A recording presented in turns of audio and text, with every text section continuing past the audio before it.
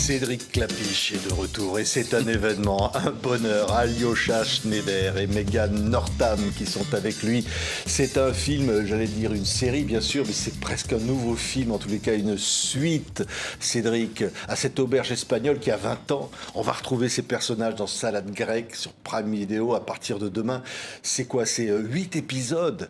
Et c'est pas une suite vraiment, mais c'est, j'allais dire, l'histoire continue.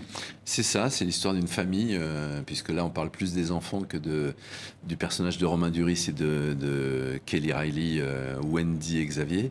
Donc là c'est Tom et Mia qui ont 22 et 26 ans dans cette série. Et donc on voit les enfants partir en Grèce comme on voyait leurs parents partir à Barcelone. Ce qui est incroyable, c'est parce que les parents ont vieilli avec la durée où on a, entre chaque film. Alors je les ai fait vieillir un peu vite. Romain l'auberge Duris, espagnole, les poupées russes, évidemment, le casse-tête chinois.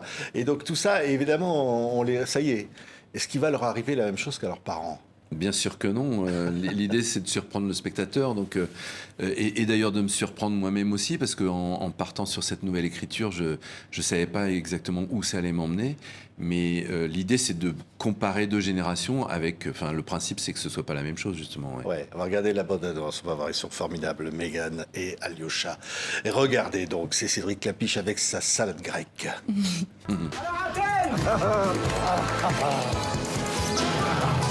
Alors Athènes? Athènes, quoi. Ouais. People actually live here? Yeah, ça serait cool si tu restais ici avec nous. Welcome to Athens. I just want to help the refugees. Mais par contre, toi, tu dis rien aux parents, tu promets. Je sais même pas comment je pourrais leur expliquer un truc pareil. Terrain miné. J'ai pas le droit de te demander. Non. Si t'as un amour. Je pense pas que ce soit une bonne idée.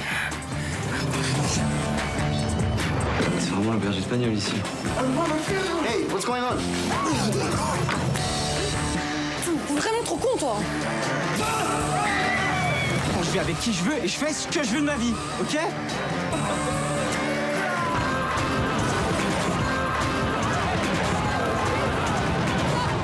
Tell me about Athens. Athens, it's cool. It's cool. Yeah. Je sais pas vous, mais là, vraiment, il paraît que quand on commence à regarder le premier épisode, c'est Nagui qui a dit ça. Hein. Il n'a pas pu s'empêcher de regarder les 8. Hein. Alors, d'ailleurs, il y a une réplique quand même géniale, c'est pas l'auberge espagnole ici. Hein. Ouais, des fois ça l'est, des fois ça ne l'est pas, mais c'est pas la même chose. Mégane, alors, personnage qui incarne un peu ces jeunes femmes qui veulent du progrès fraternel, les réfugiés, l'Europe, c'est ce personnage qu'elle est. Hein. Bah oui, mais c'est comme ça qu'elle a été écrite. Après... oui, enfin, c'est Mia, quoi. C'est Mia, boule d'énergie, qui veut, je pense, affirmer ses valeurs aussi tout au long de la série, tout au long de l'histoire. Et oui, elle incarne, je pense, plein de figures différentes. Mais c'est une émancipation avant tout. Émancipation de la famille, émancipation de ses valeurs, émancipation de là où elle vient aussi. C'est pour ça qu'elle va en Grèce, à Athènes notamment. Ouais. Avec Tom. Alors lui, c'est un autre caractère. Hein. C'est pas du tout le... Hein, c'est l'opposé, j'ai envie de dire. Oui, c'est l'opposé, ouais. C'est un personnage qui... enfin, ils ont grandi dans le même milieu familial, plutôt privilégié, j'ai envie de dire. Et là où Mia a envie finalement de rencontrer la vraie vie quelque part, lui est très confortable dans sa bulle, a un parcours plutôt individualiste, plutôt capitaliste quoi, et carriériste. Et... Vous avez vu dans le dossier de presse, un peu macroniste, on va dire, hein, mondialiste. Ouais, c'est-à-dire qu'il y a clairement Mia qui est plus gauchiste et lui qui est plus macroniste, oui, on peut résumer ça comme ça, avec elle veut changer le monde et lui, il veut s'arranger avec le monde qui existe, quoi. Et ils vont se retrouver dans cet immeuble à Athènes, hein, ils héritent, et alors il va y avoir beaucoup de personnes, beaucoup de gens vont venir vivre là. C'est un peu le monde qui rentre là-dedans. Hein. Moi, j'avais découvert cette possibilité dans l'auberge espagnole de fabriquer une petite Europe dans un appartement avec cette histoire de colocation. Et cette colocation, c'était l'image d'une plus grande Europe. Là, c'est un immeuble Et c'est comment l'Europe, elle a du mal à préserver ses frontières. Est-ce qu'il faut laisser rentrer les gens, pas rentrer les gens? Toutes ces questions-là. Et donc, du coup, on passe d'une petite échelle à une grande échelle assez rapidement. Oui, alors évidemment, la question de est-ce qu'on peut rester soi-même, aimer, s'ouvrir aux autres, comment, même les violences sexuelles, hein, ça va toucher évidemment à Mia. À un moment donné, elle est confrontée à ça. Ouais. Oui. La nouvelle génération des femmes a une nouvelle parole, je dirais, par rapport à ça. Ouais. Ouais. Et quand je disais les réfugiés, c'est ça l'Europe au fond. C'est cette Europe, de cette nouvelle Europe, de cette jeunesse qui cherche sa place là au milieu. Oui, parce qu'il y a beaucoup de questionnements dans la jeunesse aujourd'hui sur ces notions de frontières, les crises migratoires, les problèmes économiques. Aujourd'hui, il y a les manifestations pour parler des retraites et du monde du travail. Donc forcément, les jeunes sont intéressés par ça. Évidemment, la crise climatique, il y a beaucoup de problèmes où finalement les jeunes sont en première ligne, beaucoup plus que les gens de mon âge, pour dire voilà, c'est le monde de demain qu'on est en train de préparer. Il faut, il faut le changer, il faut l'améliorer en tout cas. La question des frontières. Qu'est-ce que c'est finalement ce monde comme ça? C'est ça qui est extraordinaire, parce qu'Athènes, c'est la frontière du monde, de l'Europe en fait. De l'Europe en tout cas, parce qu'on sait qu'il y a des camps de réfugiés et de migrants en Grèce, et c'est vrai que le travail de Mia, elle travaille dans un camp de réfugiés, et où elle accueille des gens, et où c'est cette question de savoir comment accueillir les gens, comment faire en sorte qu'ils soient ni noyés dans la mer, ni qu'ils dorment dans la rue, notamment pour les mineurs. Et donc voilà, toutes ces questions-là, et de savoir qu'est-ce que c'est la différence entre la charité et la solidarité. Donc il y a beaucoup de questions comme ça politiques qui sont mises de façon, je dirais, de divertissement dans ce film. Oui, divertissement. Évidemment, une série, c'est autre chose, hein, Cédric. Mais en même temps, c'est une autre façon de faire du cinéma. C'est du cinéma. Alors, moi, c'est ça qui était intéressant, à la fois dans le travail sur 10%. J'ai travaillé avec les mêmes réalisateurs, Lola Doyon et Antoine Garceau, dans les 2 projets. Là, on a fait la première saison de 10%. Et là, c'est ça qui était intéressant, c'est de ne pas être dans la logique d'un long métrage où on a 2 heures pour raconter une histoire. Là, on a plutôt 6-8 heures. Et où, du coup, on approfondit beaucoup le parcours des personnages, le destin de chacun, et où on peut fabriquer des rebondissements, des choses comme ça, quoi. Pardon. Je vois qu'elle se marre. Je suis désolée, c'est pas du tout, c'est vraiment... Pardon Cédric, je suis désolée. Non, pas de problème. Je peux pas regarder Alyosha, c'est beaucoup trop... Non mais ça montre un truc. Ils sont devenus frères et sœurs en vrai. Non, mais c'est ça, c'est qu'en fait, on a l'impression qu'ils sont vraiment devenus frères et sœurs dans la vie, tous les 2. Hein. Non mais ça s'est passé comme ça, Mégane?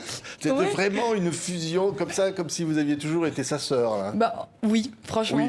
Ouais, c'est... On reparlait du premier casting, donc notre première rencontre, et il y a un truc assez fluide qui s'est passé, qui n'était pas du tout ambigu d'une autre relation homme-femme. Donc c'était vraiment fraternel, direct. On l'a assez gardé, je crois. Bah tout ça, et ensuite 6 mois à être une équipe...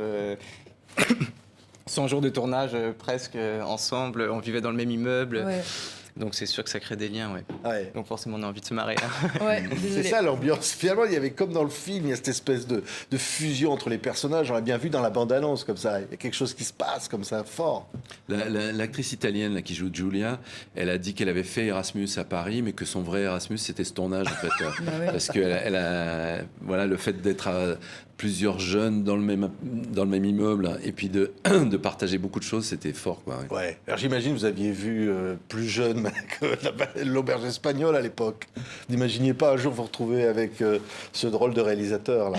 Non, moi j'espérais qu'une chose, c'est que ça continue, mais pour pouvoir aller le voir au cinéma, quoi. Pas pour être dedans, je pouvais pas l'imaginer. Non. Alors comment ça se passe de tourner avec Cédric, de rentrer dans cet univers qui est le sien? Comment dire, ça a été tellement naturel, j'ai envie de dire, parce qu'en fait tout le monde m'a dit mais ça a dû être une pression de malade. Est-ce que je me serais attendu à ça? Mais finalement je me suis retrouvé vraiment accueilli dans une famille. Je pense que tout le monde s'est senti de la même façon. Et on a fait des lectures 2 mois avant de commencer le tournage avec toute la bande. Et ce qui s'est passé, c'est vraiment ça, c'est qu'il y a une synergie qui s'est passée dans le groupe, et de voir Cédric, tu pourras en parler, mais qui disait c'est incroyable, j'ai l'impression d'être au début de l'auberge espagnole. Il y a quelque chose, je me suis dit c'est gagné en fait déjà. Mégane, c'est ça, c'est pareil. Hein. Bah, c'est pareil. Moi, l'auberge espagnole, du coup, j'étais petite quand j'ai regardé l'auberge espagnole, mais il y avait ce truc-là. Non pas que ça me donnait envie de faire du cinéma, parce que j'étais pas du tout à ce stade-là, mais par contre, ça me donnait envie de découvrir ce que c'est que la coloc, de vivre à l'étranger et tout ça. Et j'ai jamais fait Erasmus. J'ai pas fait d'études non plus. J'ai que mon bac. Donc, moi, j'avais un peu cette frustration de pas avoir fait Erasmus, et ça a été mon Erasmus aussi. Je pense que j'ai plus bossé que mes potes qui ont fait Erasmus, mais c'était Erasmus quand même. Donc, trop bien. Et alors, retrouver les personnages, évidemment, interprétés par Romain Duris, Cécile de France, comme ça, qui se retrouvent avec les enfants, quoi, voilà, qui ont grandi. Hein. Bah, c'était très émouvant pour moi, c'était très émouvant pour eux aussi, parce qu'ils ne s'étaient pas vus depuis 10 ans. Et c'était très joli quand ils se sont rencontrés, parce que eux deux, ils étaient un peu... c'est irréel de rencontrer ces gens-là.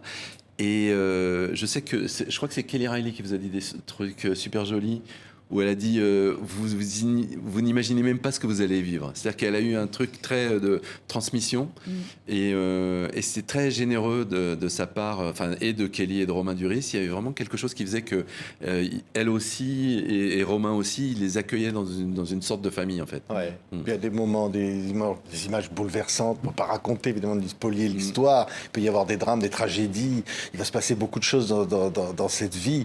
Et voilà. Et c'est la patte de Cédric. C'est vrai que j'essaye de pouvoir à la fois faire rire et aussi faire pleurer. J'aime bien les deux. Et donc, c'est difficile de pouvoir faire les deux. Mais là, il y a vraiment les deux dans cette série, je trouve. Ouais. Et on sent tellement que vous aimez vos personnages, Cédric. Oui. Ouais. C'est eux qui, comme ça, vous les magnifiez. Oui, je ne sais pas si c'est pas comme ça avec tous les réalisateurs, mais moi, j'ai besoin d'aimer mes personnages, y compris ceux qui sont censés être méchants ou pervers ou négatifs. J'ai besoin de les aimer. Mais il y en a un personnage. Il y en a plusieurs, oui. moi je dirais, qui font des pas de travers ou qui sont pas comme ils devraient être. Mais c'est ça qui est intéressant dans une série, c'est que les gens gentils s'avèrent être pas si gentils que ça. Les gens qui ont l'air d'être méchants, finalement, ils ont du cœur. Donc ça permet, en tout cas, épisode par épisode, de faire évoluer les personnages. Ouais, merci à tous les trois. L'auberge espagnole, les poupées russes, casse-tête chinois, il y a 20 ans. Donc on va continuer de les voir grandir. Ils ont déjà un peu grandi. Hein. Ouais. Hein, on va les avoir dans 10 ans, dans 20 ans. Ce serait génial, ça. On verrait Romain Duris en grand-père. Hein. Ouais. Ça peut se faire, ça pourrait... On verra. La vie nous le dira. Ouais. Merci à tous les trois. Il faut absolument regarder. C'est sur Prime Video. Alors, c'est dans 220 pays. Ça, c'est génial. Ça sort comme ça. On peut voir tous les épisodes d'un coup, partout dans le monde. Les 8 épisodes demain matin. Ouais. C'est une autre chose qu'une sortie au cinéma. C'est complètement différent par rapport à une sortie de cinéma. Vu que je ne l'ai pas vécu, je ne sais pas ce que ça va être, mais je suis très curieux de découvrir ça. Ouais. On va avoir des gens les yeux cernés le lendemain qui vont regarder les 8 épisodes d'un coup, qui n'ont pas dormi de la nuit. Ça serait la meilleure récompense. Ça s'appelle donc Salade grecque. C'est la nouvelle série événement de Cédric Klapisch avec ses deux formidables acteurs et encore d'autres. Merci d'avoir été là et c'est sur Prime Video. Merci à tous les trois. Merci.